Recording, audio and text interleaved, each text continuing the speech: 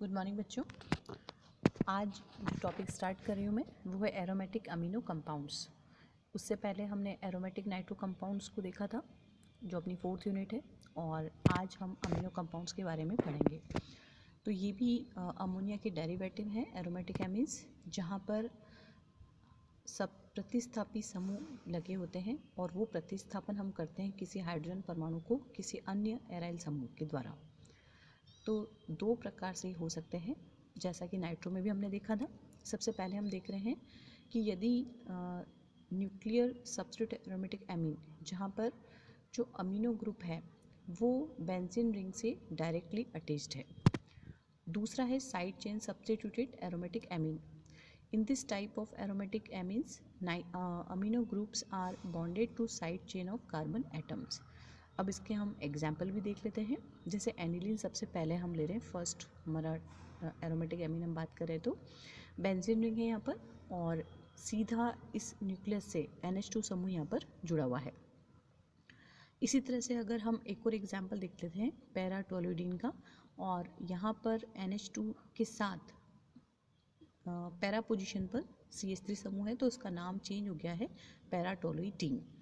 The derivatives of second types behave like aliphatic amine and they are known as aryl substituted aliphatic amine।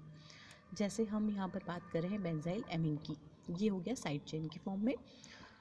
अब हम वर्गीकरण यहाँ पर देख लेते हैं। प्रैक्टिकल में भी आप सबने किया हुआ है, जिस सब करते हैं तो जैसे हमें पता चलता है कि एमिनो समूह है, तो उसके बाद एमिनो समूह जैसे ही पता चल गया नाइट्रोजन टेस्टिंग के बाद, फिर हम चेक करते हैं कि ये अमीनो ग्रुप कौन सा है, मीन्स प्राइमरी, सेकेंडरी या टर्शरी है। अब प्राइमरी, सेकेंडरी, टर्शरी को हम क्यों पढ़ रहे हैं इस तरीके से, ये IUPAC में भी जब आप पढ़ते हो कि यदि एक कार्बन से जुड़ा हुआ है तो हम उसको कहते हैं प्राइमरी।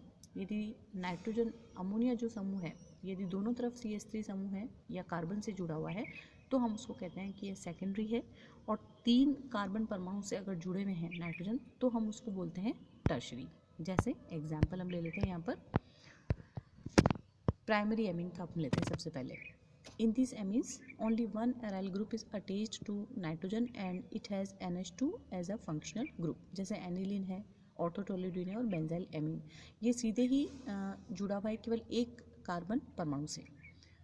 सेकेंडरी एमीन का मतलब in this amines 2 aryl groups are attached to nitrogen and both this groups में भी सेम और डिफरेंट हो सकते हैं। जैसे एन मिथाइल एनिलीन, इसमें हम देखें बेंजीन का जो न्यूक्लियस है उससे डायरेक्ट जो समूह जुड़ा हुआ है, एनिलीन के अंदर तो NH2 है, एक हाइड्रोजन को हमने रिप्लेस किया है मिथाइल समूह से, तो दोनों कार्बन परमाणु के बीच में ये समूह उपस्थित है।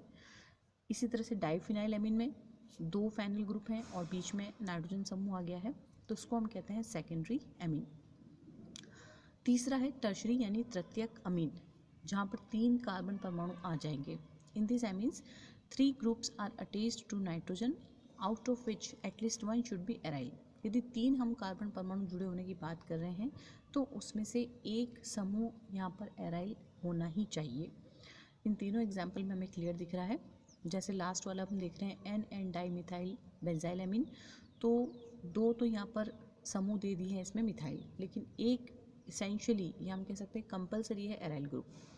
ट्राइफिनाइल एमीन में 3 फाइनल ग्रुप आ गए और एक हमारा नाइट्रोजन यहाँ पे जुड़ा हुआ है।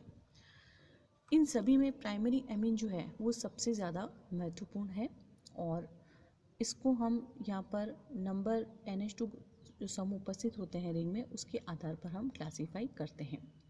Primary amines are be classified on the basis of 1, 2 और 3 NH2 group as a monoamine, diamine and triamine. जैसे यहाँ पर बेंजीन रिंग में अगर एक है तो मोनो, 2 NH2 समूह हैं तो हम इसको डाईएमीन बोलेंगे, और यदि 3 है तो ट्राईएमीन बोलेंगे। अब सबसे पहले इन सब का जो हमने देख लिया, अभी वर्गीकरण हमने देख लिया, नोमेनक्लेचर हमने देख लिया, डेफिनेशन हमने देख ली है। अब हम बात करते हैं प्राइमरी मोनोएमीन्स की, जिसमें तीनों चीज़ें हमने पढ़नी है। इसको निर्माण की विधियाँ, प्रिपरेशन, सेकंड हम फिजिकल प्रॉपर्टी, और फिर लास्ट में हम इसकी रासायनिक अभिक्रियाओं के बारे में बात करेंगे। तो सबसे पहले मैं बात कर रही हूँ मेथड ऑफ प्रिपरेशन, जिसमें हम नाइट्रो यौगिकों के अपचयन से हम इसको बनाएंगे। It is most important method of preparation of amine and the reduction of nitro compounds can be done by chemical catalytic and dissociative reduction. अपने पिछले लेक्चर में भी हमने देखा था, हम उसको अपचयित करते हैं, तो यहाँ पर पूरा का पूरा रिपीट हो रहा है एक तरह से। 4 यहाँ पर मेथड हैं। सबसे पहले हम देखते हैं इसकी टिन और HCl के प्रेजेंस में अपचयन जो हो रहा है एरोमेटिक नाइट्रो कंपाउंड्स का, वो सीधा ही कन्वर्ट होता है और ये एमिनो ग्रुप बन जाता है। कैटलिस्ट हम यहाँ पे चेंज और भी कर सकते हैं। In polynitro compounds sulphides are used in basic medium for the reduction of only 1 nitro group. तो ये इसमें इंपॉर्टेंट बात है कि अगर पॉलीनाइट्रो कंपाउंड है तो वहाँ पे हम क्या यूज़ करेंगे, सल्फाइड्स। अमोनियम सल्फाइड यहाँ पे यूज़ किया हुआ है, ऑर्थो डाइनाइट्रोबेंजीन, 2 NO2 ग्रुप है यहाँ पर, और ये बनेगा ऑर्थो नाइट्रो एनिलीन। सेकेंड हम देखते हैं उत्प्रेरक के द्वारा अपचयन कराना, जहाँ निकल उत्प्रेरक हम ले रहे हैं और अपचयन जब होगा तो ये बनेगा नाइट्रो बेंजीन से अमीनो कंपाउंड, या हम कह सकते हैं एनिलीन बनता है। विद्युत अपचयन इलेक्ट्रोलाइटिक के थ्रू हम करवा सकते हैं। At particular pH electrolytic reduction of nitro compound to amino compounds can be done. जैसे नाइट्रोबेंजीन हमने लिया है और बहुत ही दुर्बल अम्लीय माध्यम की उपस्थिति में जब करवाते हैं तो ये बनता है एनिलीन। नाइट्रोसो कंपाउंड के अपचयन से भी हम इसको बना सकते हैं, जैसे नाइट्रोसोबेंजीन यहाँ पे लिया है और ये बन गया है यहाँ पर aniline by ammonolysis of aryl halide. Aryl halide जैसे हम क्लोरोबेंजीन ले रहे हैं और रिएक्शन कंडीशन यहाँ पर रखी है अपने cuprous oxide, 200 degree centigrade temperature पर हमने प्रेशर मेंटेन किया है और अमोनिया जब इसके साथ रिएक्ट करता है तो ये बनता है एनिलीन प्राइमरी फॉर्म में। सेकंड हम ले सकते हैं 2,4 डाइनाइट्रोक्लोरोबेंजीन का एग्जांपल है, और NH3 के से जैसे रिएक्शन करवाएंगे तो ये यहाँ पर NH2 समूह Cl को रिप्लेस करके NH2 यहाँ पर आया है। By ammonolysis of phenol, phenol का जब अमोनोलाइसिस करेंगे जिंक क्लोराइड के प्रेजेंस में तब भी हमें यही मिलता है। फिर है हॉफमैन ब्रोमेमाइड मेथड, ये बाय नेम रिएक्शन है, एग्जाम में भी आती है, मैंने पहले भी पढ़ाई है आपको। इन presence of base aromatic amide react with bromine and forms aromatic amine। Benzamide हमने लिया है और ये कन्वर्ट होता है एनिलीन में। Then by reaction of hydroxyl amine with hydrocarbon, hydroxyl amine की यहाँ पर रिएक्शन हो रही है, हाइड्रोकार्बन हमने लिया है बेंजीन के साथ में, और या तो फ्रिडल क्राफ्ट कैटलिस्ट हम यहाँ पे यूज़ करते हैं तो एनिलीन यहाँ पे बनता है।